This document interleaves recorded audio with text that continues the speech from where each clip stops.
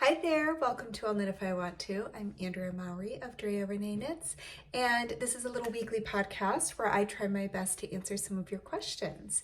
Today I am wearing my framed sweater. This is the Rhinebeck sweater from last year, 2024. It is knit up in Spinster's Daughter Worsted and Spin Cycle Yarns Dream State, and I love it. I hope you do too. I will link it below in the show notes as always. But let's go ahead and jump into some questions. All right. This is not episode 106. It's episode 206. Okay. Question number 1 isn't knitting related, but I just recently was diagnosed with celiac disease and lactose intolerance. I was wondering if you could share some of your favorite recipes. So I could share so many resources on this. In a previous life, I was a pastry chef, I was a baker, and I have a deep love of cooking and baking and all those things. So I love to collect cookbooks and follow food bloggers and things like that. So actually one of the best ways to keep up with my current favorite recipes is through my newsletter. So if you do not currently subscribe, I recommend it. You can do so below through the link in the show notes. But I always have at the bottom of my newsletter a thought you might like section. And it's all just things that I really enjoyed. Sometimes it might be a knitting bag I like, or a new technique, or a podcast, or what have you. But a lot of times, pretty much every week, it includes book recommendations because I'm an avid reader, and recipes. Those are two of my go-tos. I think almost every single week you can count on those two. So that is a great place. That is a great place to keep an eye out for new fun recipes. And I try to share ones that I've made. So every once in a while I'll see a new recipe that I'm excited about, and I'm gonna make it like that night, and so I'll share it a little early. But I do try to do ones that I tried that I think have turned out. And they're all gluten-free because I have to be gluten-free. I also have celiac, and a lot of them are dairy-free because I too have a dairy allergy. Lately I've been able to have some dairy, but dairy is a pretty easy thing to swap out if you can't have it. Nowadays there are so many great substitutes out there that for me, I generally look for more like a gluten-free recipe. I don't worry so much about the dairy because I know I can swap that out. But yeah, so subscribe to the newsletter. And I had a whole big list, and I was like, okay, let's just start small. And what are my two go-tos that I feel like I reach for every single week when I'm meal planning, or if there's a birthday coming up and I have to make a birthday cake, or the cinnamon rolls for Christmas, or things like that. So I whittled it down to two, which is my favorite go-to gluten-free baker, and that is the Loopy Whisk. They have tons of recipes on their blog. I highly recommend following them on Instagram because they do these reels showing exactly how they make things.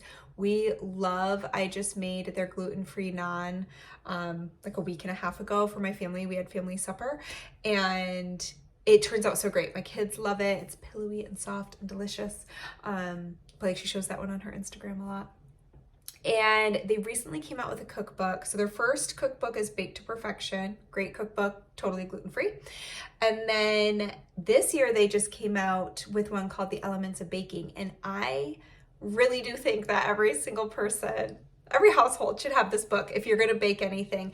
Because nowadays, so many of us have some allergies and things like that, or preferences.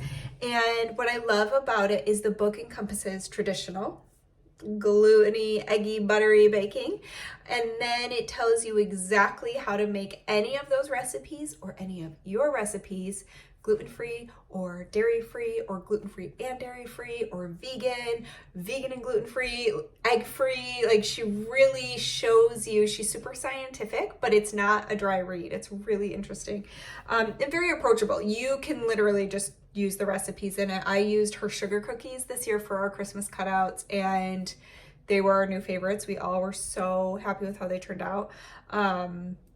I do her cinnamon rolls from her first book. But anyways, what I love about this new book is that no matter what style with which you bake, it's such a good resource to have. And I really love it. I highly recommend it, especially if you're kind of in the beginning of your gluten-free, dairy-free journey. It's just a really solid one to go to for all those special occasions that come up that you're like, oh shoot, I can't participate in maybe what everyone else is having because they're going to have the traditional birthday cake. So it's a great option. Again, her first cookbook is what I use now for my kids' birthday cupcakes. You know, I feel like my cake pre-celiac diagnosis, my cake was one of my specialties. I made my wedding cake, my mom's wedding cake. I made a lot of wedding cakes, and it was very special, and that was one of the hardest things for me to find a good replacement for, because a lot of recipes I tried, they were fine, but they just weren't like my cake. So I feel like her recipes are finally getting really close to what my cake was like that I used to make as a baker. So anyways, highly recommend the Loopy Whisk for all of your baking needs. And then in general, for the cookbook that I literally grab every week for dinner when I'm meal planning, are any of Danielle Walker's cookbooks. So she has ulcerative colitis, and her cookbooks are great for anybody with UC, Crohn's, celiac, autoimmune disorders, because they really help you navigate a lot of the things you might not be able to have that can generally cause inflammation. So they are all gluten-free. They're also grain-free and dairy-free. And she's got like 7 books, and I think I have them all, and I cook from all of them, and we've always been really, really happy with those recipes. So there's 2 resources to get you started. Danielle Walker also has a website, a food blog. I think she even has a Substack now, which she's doing lots of recipes that way, and it's a couple dollars a month. So that's a cool resource too, so you can kind of check some things out and see if you like them. I often can find Danielle's cookbooks at your local library. I've seen them at libraries, so that can be a nice place to peek if you want to check them out before you buy a cookbook. But there you go. There's 2 to get you started. But definitely, if you are interested in that, I do recommend my newsletter, because I'm always sharing things like that and food bloggers, recipes that come up. Okay, if anybody else has any great resources like that or cookbooks you love, please feel free to share them. I am always looking for new cooks to follow and cookbooks and things like that. I really love it. Okay, question number 2, back to the fiber arts. My partner and I are interested in spinning, but don't have the space to invest in a wheel right now. I was wondering if there are styles and brands of drop spindles that you would recommend. So here is my favorite. If we are going to talk about drop spindles, I will say I haven't tried a ton. I have a couple Turkish and I have a couple drops. So I just went and grabbed my favorite, which is Bosworth. They are very beautiful, really well crafted, and a delight to spin with. They do, I think, a mini, a midi, and a maxi. I think this is the midi. And you can order them through their website. They also do some of the craft shows, like they're usually at Rhinebeck, New York Sheep and Wool. But they just make a really beautiful drop spindle. So again, keeping it simple. This is my favorite. There's so much out there. So much out there. I mean, there's ones out there where you could have a removable bobbin. There are 3D printed ones. There are tutorials out there to make your own out of like a CD and what have you. But if you do want to invest in like a beautiful piece, I really love these ones. So I will link to those below. And if you're a drop spindler and you want to share your favorite, feel free to give a holler in the comments. Yeah, that would be my favorite. I just love like the craftsmanship. It's just, it really is a work of art. That's one of the things I really love about spindles and wheels, to be honest. It's so fun to be able to create another art form from somebody else's art, you know? Anyways, I love that. And then that yarn goes on to be even more art. We keep embellishing the previous form to create something new. And I think that's so neat. Okay. Question number 3. I made a weekender and love the fit, but after blocking, I lost some length. I'm wondering your thoughts on casting on and knitting from mid-chest up to the bind off, and then picking up to knit down the length to the length I want. I did sleeveless and did 5 rows of ribbing. I'm thinking to make another, but not out of 50/50 cotton merino, etc., etc. So I have a few thoughts on this one. Thought number 1 is your current one that fit well, but you lost length. You probably lost length because it went wider. Now, maybe you like the width, and so you want to keep it that way. But if you don't necessarily care about the little bit of extra width you got when you blocked and you want it longer, block it again and pull down on that sweater to help get you the length you want in the body. And you're going to see that it's going to narrow out the body a little bit. It's another thing with like sleeves. With sleeves, it can be really easy. You can pull them this way and it's going to shorten them up a little bit, or you can pull them down and it's going to make them more narrow and longer. So I just wanted to throw that out there because that first sweater, you might be able to get that length back if you reblock it.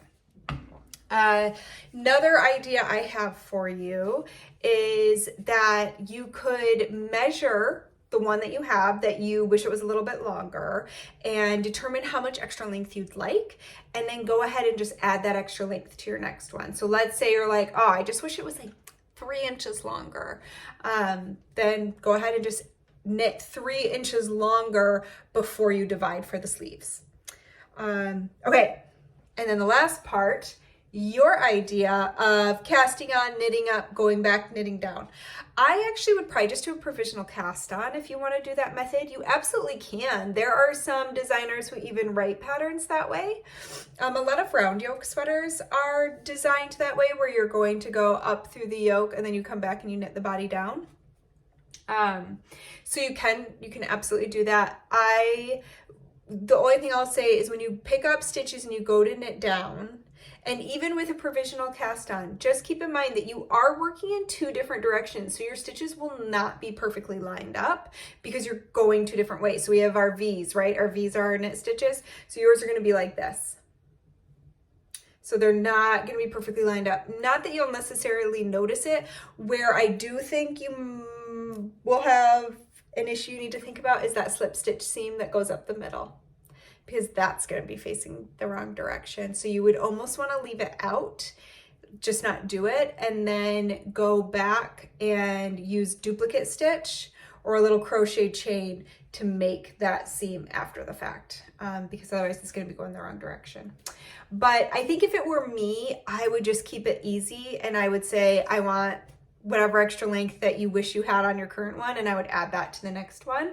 Another thing you can do is when you are knitting your next one and you're ready to divide, go ahead and block it. You could steam block it, you could wet block it, but block it and see what happens to the length of that body. You can hold it up to about 2 inches under your underarm, 1 to 2 inches, depending on how much positive ease you'll have in your sleeves, which you can look at the schematic, compare it to your body measurement. Woo! And so you don't want to tuck it right up under your armpit, because that's not going to be a totally accurate one. So drop it down at least a little bit. Like this sweater is probably 2 inches underneath my actual underarm.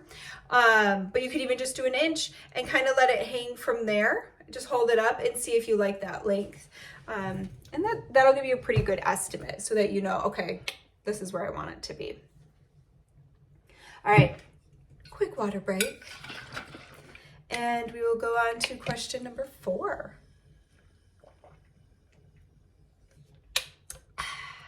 I'm currently in the middle of knitting the Ginny cardigan. It's kicking off my year of more intentional knitting, and I can't wait to have it off the needles. However, I'm currently stuck at the bottom hem cast off. I opted for a tubular bind off, which is not my usual go-to. Traditionally, they do just a regular bind off. I hear so many people say how neat and professional a tubular cast off can look, but mine looks awful. I'm fairly confident I did it correctly from rearranging the 2x2 rib, the setup rows, Kitchener stitch, etc.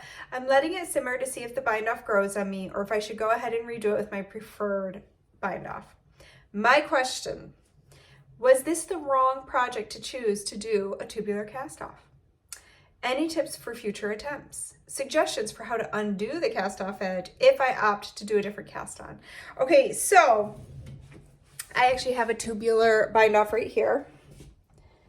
Da, da, da, da. So this is my tubular bind off. Hopefully you guys can see that. I can barely see my screen right now. So I think it is a neat, tidy, beautiful bind off. I use it all the time. What I'm wondering is if what you don't like is you did it on a 2x2 ribbing, which again, personally, I really like.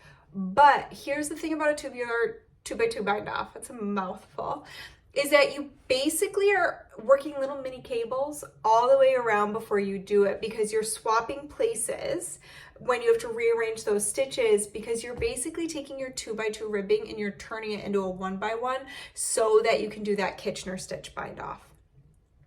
So I wonder if what you don't like is that part of it, because you're gonna have this one little leg that kind of kicks out, and that's just from that little baby cable you did from rearranging your stitches. So I would let it simmer. I would consider blocking it and seeing how you feel about it.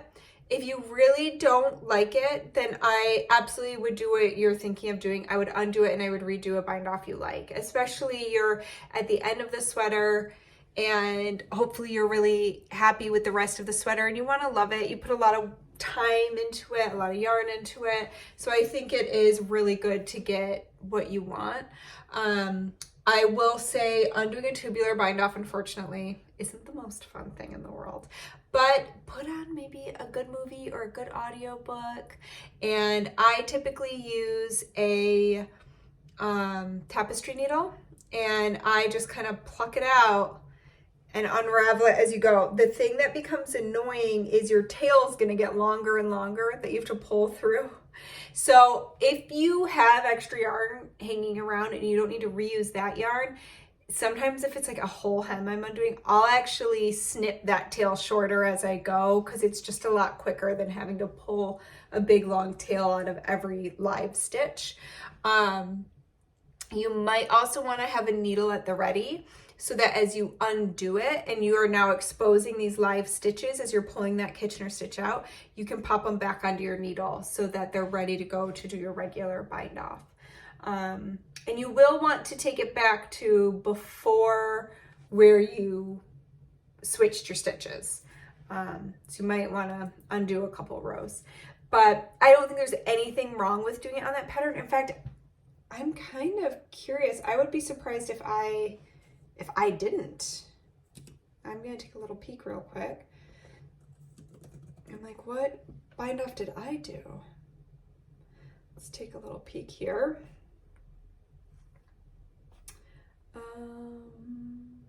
Oh, I did Jenny's Surprisingly Stretchy. Well, okay. I'm gonna zoom in on a photo. Yeah, I'm a little surprised I didn't do that tubular bind off. That's kind of my go-to. All right, well, there we go. Okay, so I just closed my questions. I would block it, feel it out. You used a DK weight woolen spun yarn. It's gonna puff up a little bit. It's gonna bloom and you might realize you do like it. And if not, undo it and redo with what you would like.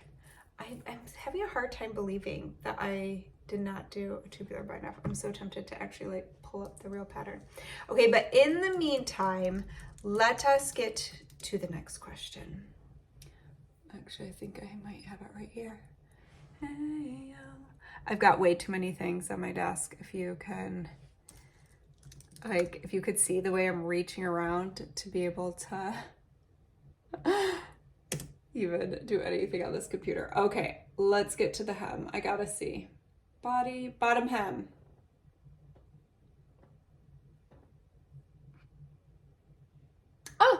I did a regular bind off. I didn't even do Jenny's. Jenny's must be for the collar. I do like a Jenny's stretchy bind off for a shawl collar. So I just did a regular old bind off for the bottom of that cardigan. So there you go. If you don't like it, undo it and just do it the way I did it. Okay, let's go to the next question.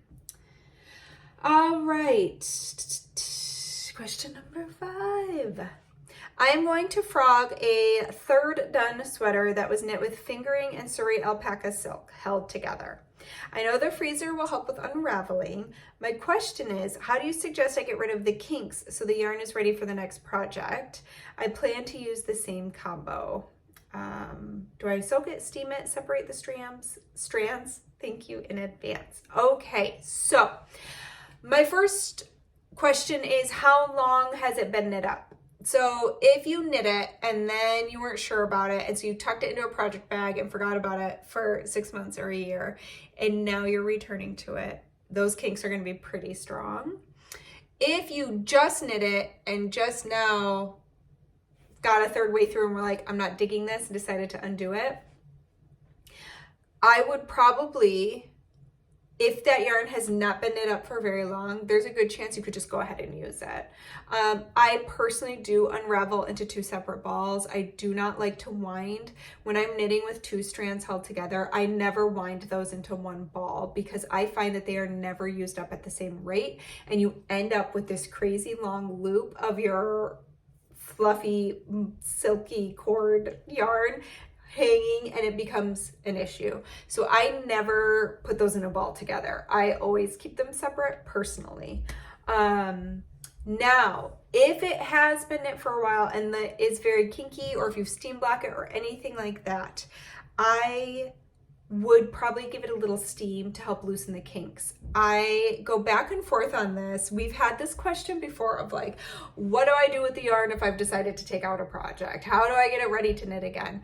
And in the past, when I had knit and blocked and worn a sweater, but then decided to unravel it, I did completely wash the yarn. I made it into a skein. I put some figure 8 ties on it, and I gave it a bath to help with that. As a knitwear designer, I unravel a lot. I am tearing things out left, right, and center. I do it all the time till I get something the way I want it. And a lot of times I don't need to do anything to that yarn. I can immediately use it again, but that's because it's not sitting knit up for a while and the kinks aren't very strong. Now, I just finished a new project this past week, and I had knit it. It has a hood.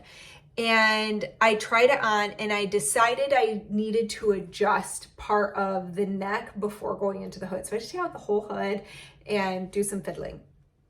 And I did not do anything to that yarn. I just reknit it.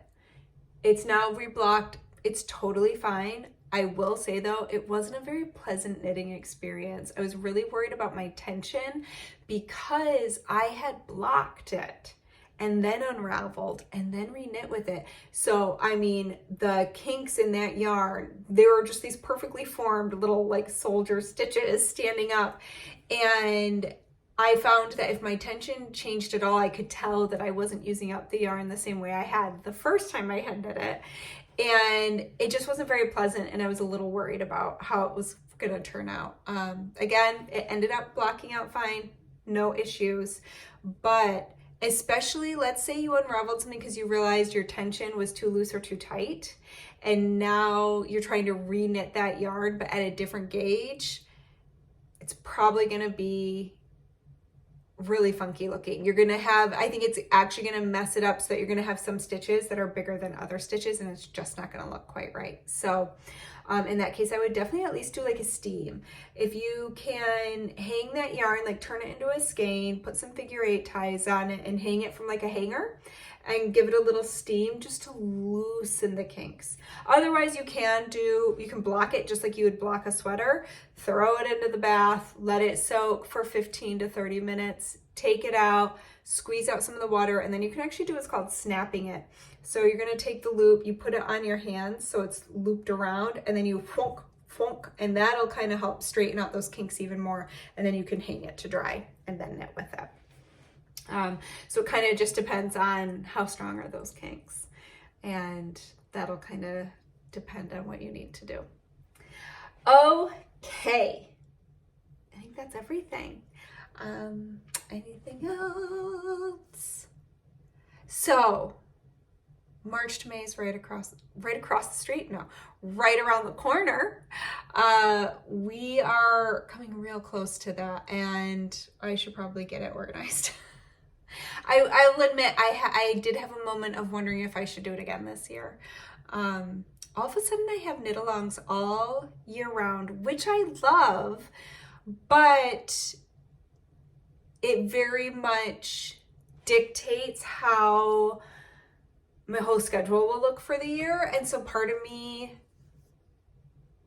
was just wondering, do I keep doing all the knit-alongs? Do y'all like the knit-alongs? So yeah, but that is coming, and it is so fun, and I love knit-alongs. That's why I do so many of them. But yeah, I guess I would love to hear, like, do y'all, are you in? Do you want to do it? Do you look forward to the March to May knit-along? If you don't know what I'm talking about, since 2020, this would be year 5, we knit from March to May. It's a 3-month knit-along, and we knit sweaters and shawls. So I do 2 forums, one for sweaters, one for shawls. We focus on kind of those bigger projects, and we knit along. I usually get some pretty good prizes from other people in the industry, and we do a big giveaway at the end. But yeah, I guess I'll put some feelers out there. How are y'all feeling about it? Are you feeling like, do it? Or if you're like, meh, I'd love to hear. All right, I hope you have a great weekend. We have loads of family coming in. My sister arrives tonight. I can't wait. My other sister gets here tomorrow. My other sister lives a couple blocks away. So we are going to have a super fun family weekend. But I hope to see you back here next week. And happy knitting. Bye.